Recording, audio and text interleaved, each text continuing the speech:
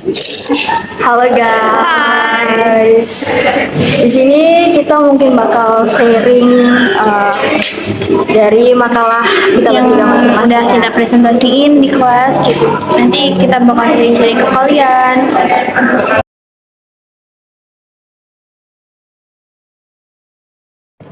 Nah, sekarang yang dibahas itu tentang makalahnya Nisa.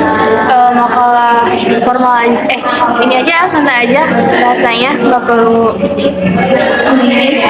Makalah aku tuh tentang pengaruh teknologi terhadap pendidikan gitu. Sekarang kan zamannya ini ya udah maju gitu, ya kan. Terus juga perbedaan zaman sekarang sama zaman dulu tentang teknologi itu kayaknya berubah sangat pesat gitu di zaman sekarang, apalagi di tahun 2020 tuh awal COVID kan. Iya. Pasti itu kita selama yang libur 2 minggu jadi 2 tahun. Terus juga apa-apa tuh dari HP ya, handphone gitu. Terus juga kalau zaman dulu kan kita tuh cuma ngandelin buku sama koran gitu buat lihat berita atau cari suatu referensi. Kalau sekarang kan adanya teknologi, kita tuh bisa lewat media massa gitu, internet. Kalian kalau misalkan mau cari apapun gitu gampang gitu di situ, ya kan? Iya sih. Terus juga pas masa COVID waktu itu kan ada yang namanya pengumpulan tugas di Google Classroom. Oh iya, itu iya. Udah sering banget ya di Google Meet, Iya, Google Drive. Dulu kan kita buru-buru ngebuka gitu karena ya buat apa, presentasi juga langsung. Nah, pas semenjak COVID itu udah mulai nih digunainnya Zoom, Google Meet gitu. Terus juga terus kan dengan adanya kemajuan teknologi, jadi media pembelajaran juga luas tuh seperti itu. Terus dengan adanya kemajuan teknologi juga kita tuh dimudahkan dalam proses pembelajarannya, bisa jarak jauh seperti itu. Terus juga mungkin kalau yang tadinya nggak tahu tentang Zoom, aplikasi Zoom atau Google Meet itu jadi tahu gara-gara ya karena kemajuan ini. Terus juga karena belajar di rumah daring gitu. Terus juga banyak perubahan sih sebenarnya gitu. Kalau dari aku sendiri tuh waktu sekolah ya, SMA tuh guru kimia aku menggunakan media pembelajaran tuh lewat web game gitu loh. Jadi kayak kuis game gitu. Jadi kitanya juga nggak bosan gitu belajarnya karena ada game. Terus juga ada media pembelajaran kayak ngejelasin sesuatu tapi kita juga sambil main gitu. Nah, kan banyak banget nih misalnya perkembangan di teknologi ya. Nah, walaupun banyak banget perkembangan, terus juga ya ke hal yang positif pasti ada negatifnya. Ada dong. Apa sih itu kayak sisi negatifnya dulu deh. Sisi negatifnya ya, karena sekarang ini remaja tuh banyak banget yang namanya tuh main game online ya. Game tuh banyak banget sebenarnya, apalagi yang online. Emang sih sisi positifnya itu buat lepas stres. Nah, sisi negatifnya game mungkin ya. Cuman sisi negatifnya ya kita kecanduan kayak susah banget ya sih lepas dari yang namanya HP. Nah, gimana sih cara meminimalisir efek kecanduan? Maaf ya dipotong. Oh ya, nggak apa-apa. Sebenarnya tuh banyak banget sisi negatifnya. Selain game online tuh ada juga kayak misalnya tuh kayak video-video yang gak pantas kita lihat. Maaf ya sebelumnya, kayak video porno gitu. Itu kan sekarang tuh anak kecil tuh udah bisa main TikTok sendiri kan tanpa pengawasan orang tua. Terus juga kita bakal kayak kecanduan cyberspace gitu tentang dunia maya. Apalagi waktu zamannya COVID tuh kan ada ini ya kayak di Telegram tuh role player Sama anonymous chat. Nah ya itu tuh negatif ya. iya. Kemudian sisi negatifnya jadi kita tuh interaksi gitu. Jadi kita kurang bersosialisasi di dalam kehidupan sehari-hari. Jadi kita lebih banyak di rumah, terus pokoknya kurang bergaul lah. Terus juga apa ya? Sorry ya, ini nggak potong. Terus juga sisi negatifnya itu karena adanya media massa, media internet tuh, jadi sebenarnya tuh bukan kayaknya gimana ya, 50-50 gitu. Karena ada media massa, jadi video pembelajaran dari guru atau ilmu pengetahuan dari guru tuh kita bisa cari lagi gitu loh. Kalau misalkan kita merasa kurang tuh kita bisa dari sendiri ya di internet itu kan, di YouTube, di Instagram pun kayaknya ada ya, ada. Instagram, TikTok tuh sekarang udah ada. Nah, tapi kan banyak banget nih kayak anak-anak yang malas hanya mengandalkan Google. Contohnya aja ya, waktu zaman kita SMP SMA, tau gak sih yang Brandly? Oh iya itu. Aku sih yang suka viral. Kayak sekarang tuh terus malas banget baca buku, kayak apa sih buku. Nah, cara meningkatkan motivasi untuk belajarnya gimana sih? Karena anak muda sekarang itu lebih milih apa ya, bermain handphone, Google, jadi kayak nggak percaya nggak percaya sama jawaban sendiri gitu. Jadi nah, cara memotivasi remaja tuh gimana sih biar apa ya, kita ya tuh tertarik lagi buat belajar. Tapi sebelum ke itu pasti dari sisi negatif tuh pasti ada juga sisi positifnya lah. Apa tuh sisi positifnya dari kalian? Mungkin kalau yang ada kayak brand gitu ya lebih mudah sih mencari jawabannya. Cuman emang ada beberapa yang di log kayak robo guru tuh. Nah itu harus login dulu. Emang sih sisi positifnya banyak gitu. Terkadang juga kan kita minta jawaban tapi di bawahnya ada penjelasannya gitu. Jadi lebih ringkas tanpa perlu ngebaca yang banyak banget nih. Cuman ya negatifnya ya itu, jadi kita hanya mau instan, nggak nyari tahu dulu gitu. Kalau dari Faranda sendiri, posisi positif dari teknologi itu apa sih buat Sisi positifnya itu menambah ilmu, kemudian jadi media pembelajaran luas gitu. Kalau dari aku sendiri ya, sisi positifnya itu sebenarnya banyak ya, kayak contohnya video pembelajaran atau media pembelajaran juga gitu. Contohnya kayak tadi kita bisa biar si murid, gimana sih biar si murid itu biar nggak monoton gitu media pembelajarannya, biar nggak bosan di kelas gitu, dengan cara kayak ya itu gitu. Sekarang tuh di Google kita tuh ada game-game gitu, kuis kayak pembelajaran gitu. Terus juga yang anak SD aku kan lihat nih di TikTok kayak misalnya di apa namanya kayak pakai infokus tuh, jadi bisa dipecah, padahal itu kan dari apa namanya sistemnya gitu ya. Jadi lebih tertarik karena anak SD walaupun bukan remaja ya, anak SD tuh lebih seneng ke yang bergambar gitu ya, masih seneng yang hal ringan-ringan gitu. Soalnya sekarang kayaknya untuk yang kurikulum ya, untuk yang kurikulum sekarang kan mirip kayak, jadi anak 6 SD itu dan mirip kayak SMP gitu. Jadi kan agak ngebrakin.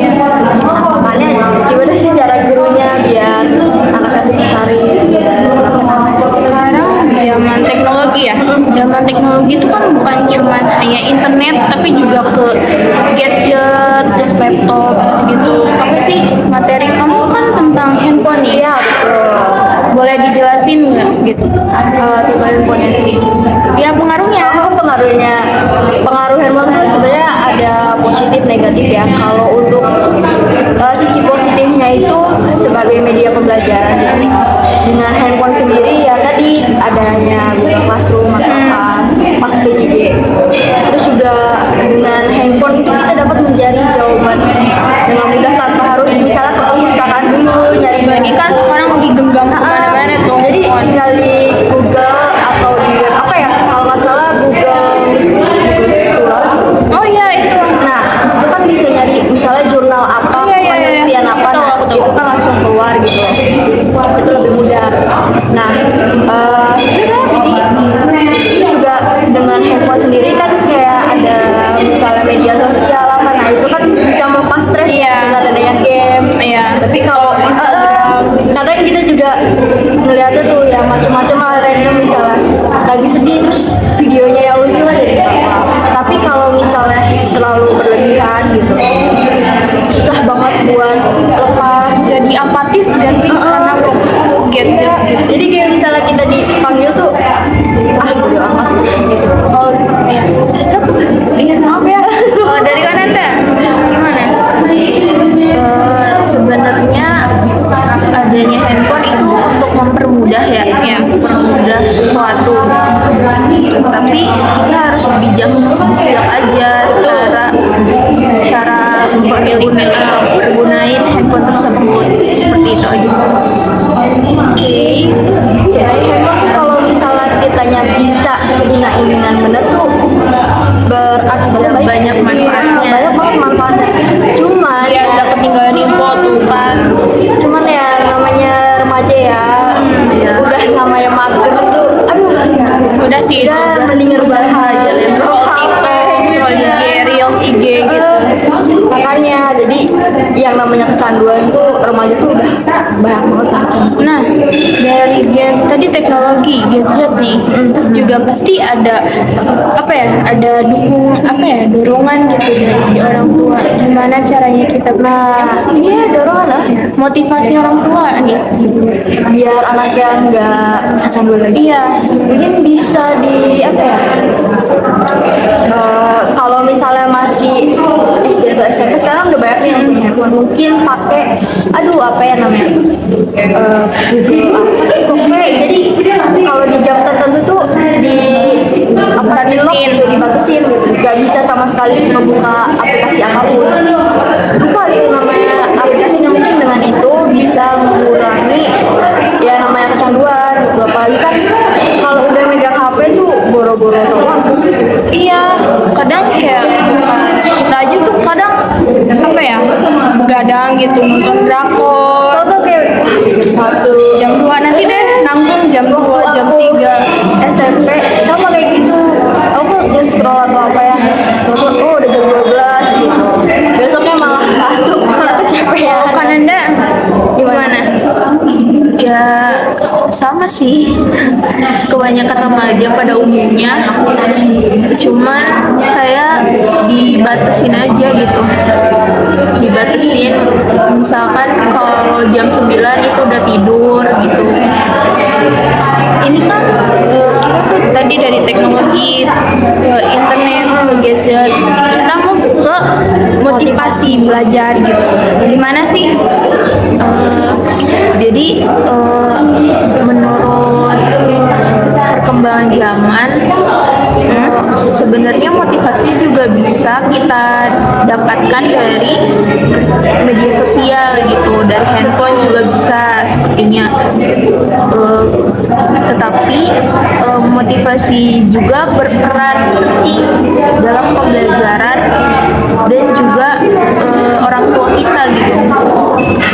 Jadi motivasi itu untuk dorongan kita agar kita tuh belajar, kemudian jadi rajin belajar, kemudian berprestasi seperti itu. Kadang tuh kita tuh nggak dapat motivasi bukan dari keluarga juga, tapi ada juga yang motivasi tuh dari, contohnya aku suka Korea nih gitu, dari idol K-pop ya kan, bisa jadi gitu, atau dari anime gitu, ada motivasi gitu. Kok motivasi ya? Kok tiba-tiba aja?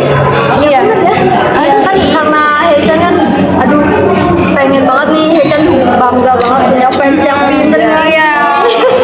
Gitu.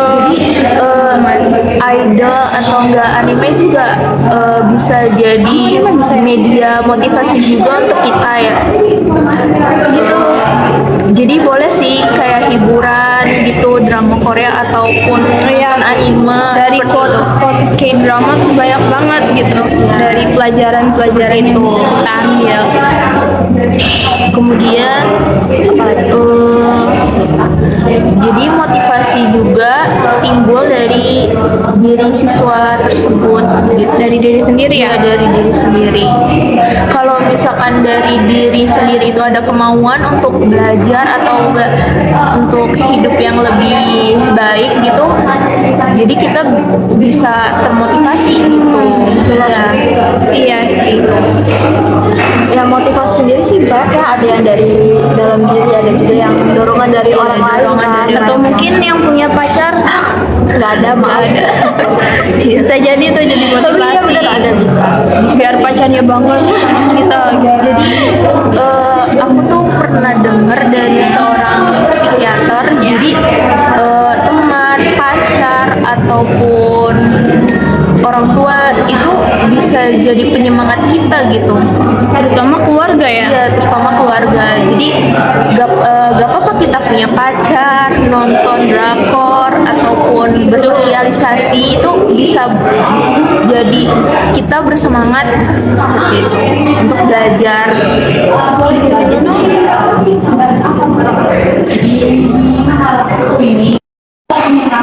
Nah, kan tadi udah bahas tentang teknologi sama handphone ya terhadap remaja.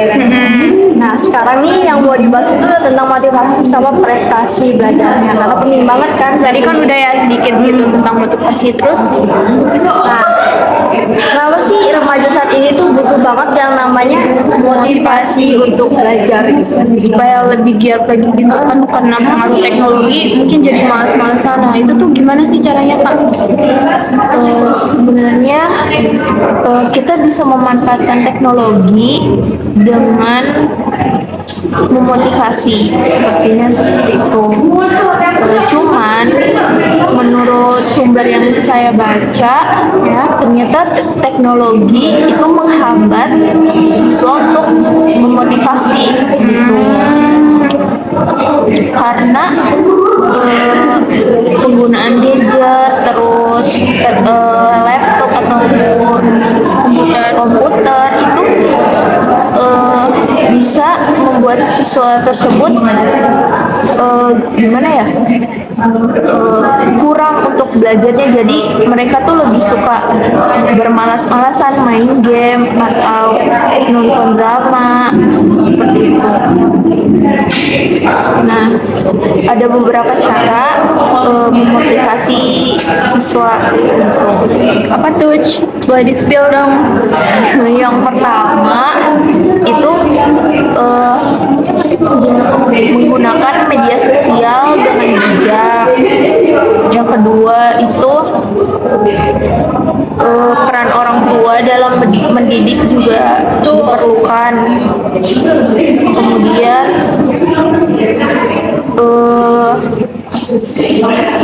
pembelajaran atau peserta didik dan pendidik juga memiliki peran. Jadi guru itu memiliki peran penting juga dalam memotivasi siswa tersebut. Sih. Berarti guru juga harus tahu ya cara gimana sih ikut Adil gitu. terus juga cara metode pembelajaran biar siswa nih paham, karena ada beberapa guru kan ya udah terserah saya. Kadang kayak cuman ngasih tugas gitu Nah, tanpa tugas. Kan ada kan. ada. Nah ini perlunya seorang guru itu memberikan pengajaran yang lebih menarik atau enggak lebih interaktif untuk siswanya, agar siswa tersebut termotivasi gitu. Jadi siswa nggak males-malesan gitu karena gurunya gini. Jadi guru itu harus memberikan pelajaran yang menarik gitu. Atau enggak dari keluarga sendiri tuh kan kayak apa ya, dikasih reward gitu biar si anaknya tuh semangat misalnya dibawa bukan dibawa ya, biar pas banget KKN tuh udah nggak apa-apa, bisa dicoba lagi, biar apa ya, kayak semangat si anaknya tuh merasa dihargai gitu ya sih. Jadi benar seperti itu. Jadi motivasi itu kata-kata positif, saran seperti itu sih, begitu. nah kan prestasi belajar ya remaja saat ini itu banyak banget males-malesan ya. Terus juga hanya beberapa orang doang gitu yang ya giat banget. Nah, gimana sih cara meningkatkan prestasi belajar siswanya? Meningkatkan ya begitu. Ya apa sih Kak? Jadi ternyata kurangnya seseorang itu berprestasi, kurangnya berprestasi itu bukan dengan kurangnya kemampuan doang gitu, pengetahuannya kurang, pengetahuan pemahaman seperti itu, tetapi kurangnya seseorang itu termotivasi. Jadi kalau misalkan seseorang itu motivasinya rendah seperti itu, jadi itu bisa menghambat seseorang untuk berprestasi seperti itu. Benar juga sih, terus juga kalau dari diri kitanya nggak ada pengen banget buat maju, buat paham materi, Diem aja di situ gitu ya. ya minimal mah nanya lah, misalkan Acungkan tangan. Soren Mungkin mungkin gitu aja sih, soalnya udah banyak banget Indonesia, gak kerasa banget gitu ya. Mungkin sekian dari kami, kita bertiga, kurang lebihnya mohon dimaafkan karena kesempurnaan itu hanya milik Allah. dan kita bukan Tuhan. Sekian dari kami, wassalamualaikum warahmatullahi wabarakatuh.